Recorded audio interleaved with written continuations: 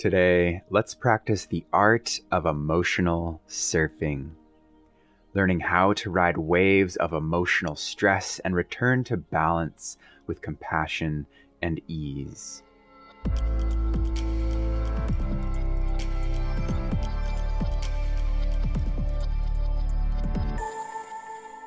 What's up, beautiful soul? Matt here, and today's session was inspired because yesterday my partner and I were having a heavy-hearted conversation.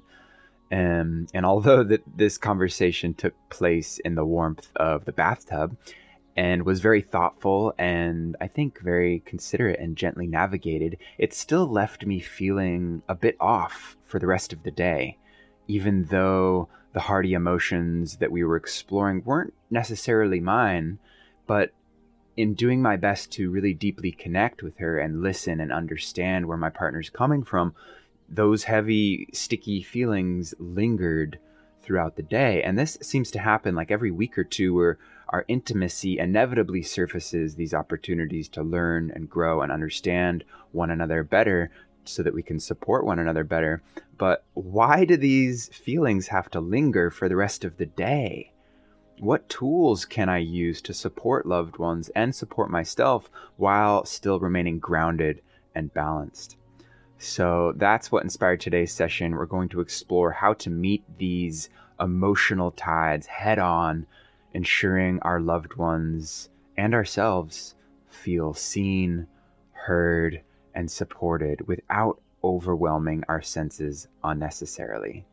So today we're going to practice embracing emotional waves, supporting others with sensitivity, and we're going to dive into a fun practice on how to do that while maintaining personal balance. So let's dive in. Stress is like the ocean. It can be navigated. Navigating life's inevitable stress waves invites us not just to stay afloat, but to learn how to surf those waves with skill and grace and style. This practice isn't just about enduring, but thriving with awareness, with patience, with understanding, and with that compassionate support. Whether it's about being there for someone during their low moments or managing our own stress, the key lies in emotional agility and not attaching to these emotions in ways that define us and ultimately override our greater sense of being. The vastness of the ocean of stress is certainly manageable with the right skills and mindset.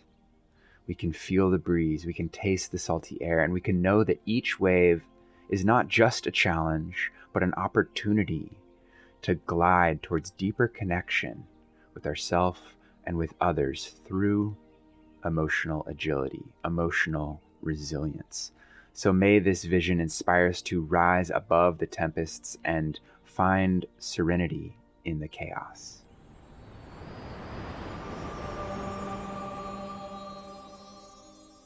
I love this quote by Jon Kabat-Zinn, who says, "You can't stop the waves, but you can learn to surf." Jon Kabat-Zinn is pretty renowned for his work in mindfulness and stress reduction, and he is the founder of the MBSR program, which is the Mindfulness-Based Stress Reduction Program. And we're going to explore that practice here shortly. But first, a fun little story. There was this old sailor, Eli, who's pretty notorious for never losing his cool during the wild storms. And once again, he was gearing up with a crew who was full of these jittery nerves. Because as soon as they set off, predictably, a sudden swale hit, turning the sea into a churning cauldron of waves. And the new sailors were a mess. Some were praying, others were planning their last will and their testament. Another one was just out there repeating, "We're all gonna die!"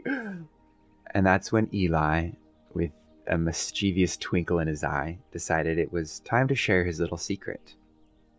He gathered the crew, who were already just gripping the rails and could barely hold on. And Eli, with dramatic flair, reaches into his coat pocket and pulls out a rubber duck. "This," he announced, "this is my secret weapon. Watch this rubber duck." He places the duck on the deck where it just kind of bobbed and weaved with the water that was on the deck, never tipping over, just riding the waves.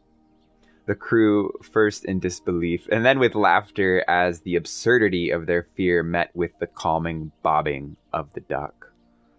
Eli then says, "If this little fella can enjoy the ride, so can we.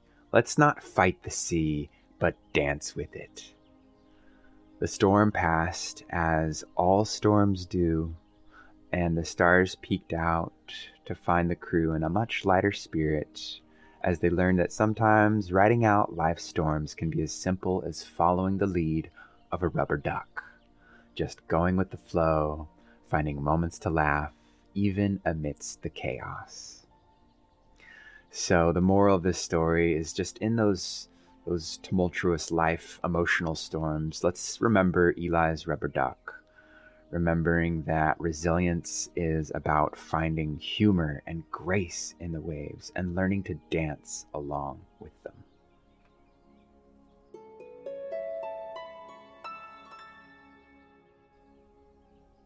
There's this wonderful field of study called psychoneuroimmunology. So let's break that down. Psycho, referring to our emotional state. Neuro, referring to our nervous system function.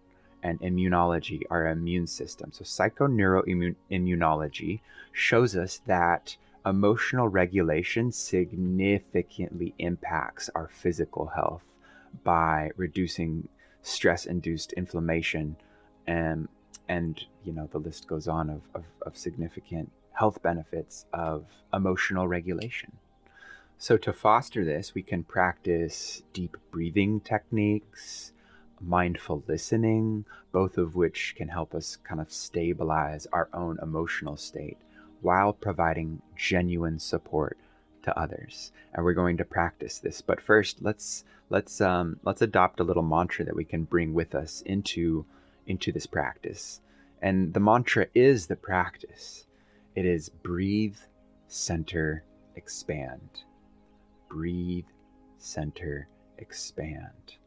This reminds us to first breathe deeply, to connect with the present moment, to connect with ourselves, to notice what's going on in our body, then to center our awareness on our breath, to gather our scattered thoughts and emotions, and then finally to expand our awareness outward, integrating our experience with a sense of broader presence and peace.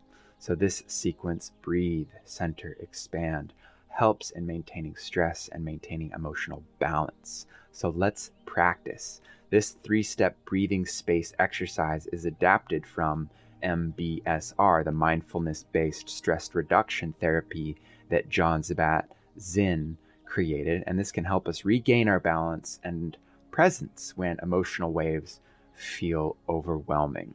It's designed to ground us in the present and reconnect us with our inner resilience. So wherever you are, maybe just giving yourself an opportunity to settle into the moment a little more for a quick little mindful moment. Starting with our breath, bringing our attention to our inner experience.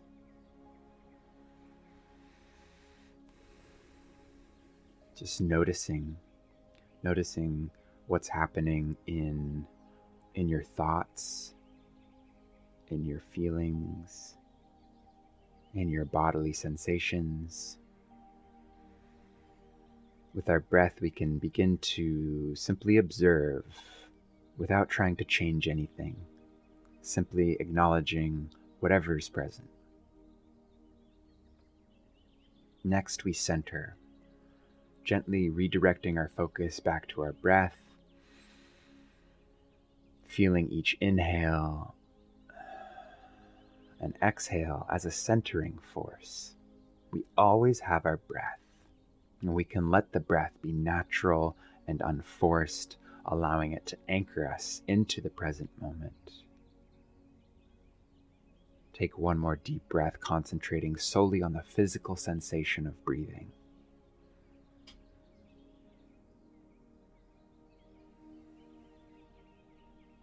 Do you feel a bit more centered? Our last step is to expand. Expand our awareness from our breath to include our whole body.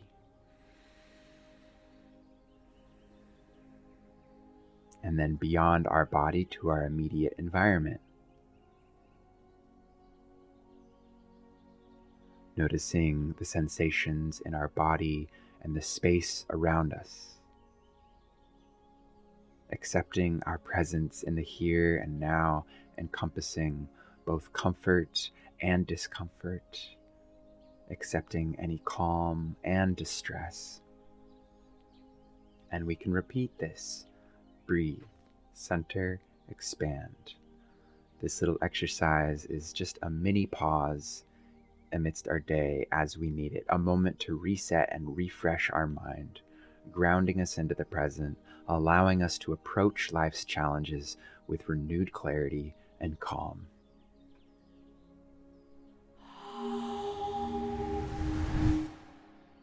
Feel free to pull out your journal to explore a few questions for some self-reflection. When have you felt both supported and overwhelmed simultaneously? How can you approach these situations when someone might be in distress while maintaining your emotional boundaries?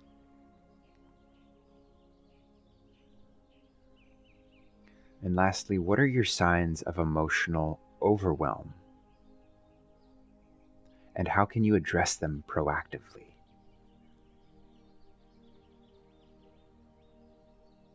Feel free to repeat today's affirmation after me. I am both a sanctuary and a surfer, embracing and managing life's emotional waves.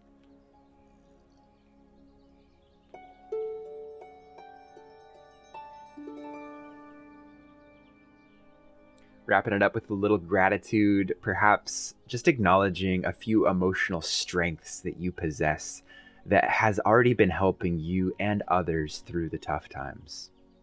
Appreciating our ability to be both strong and sensitive.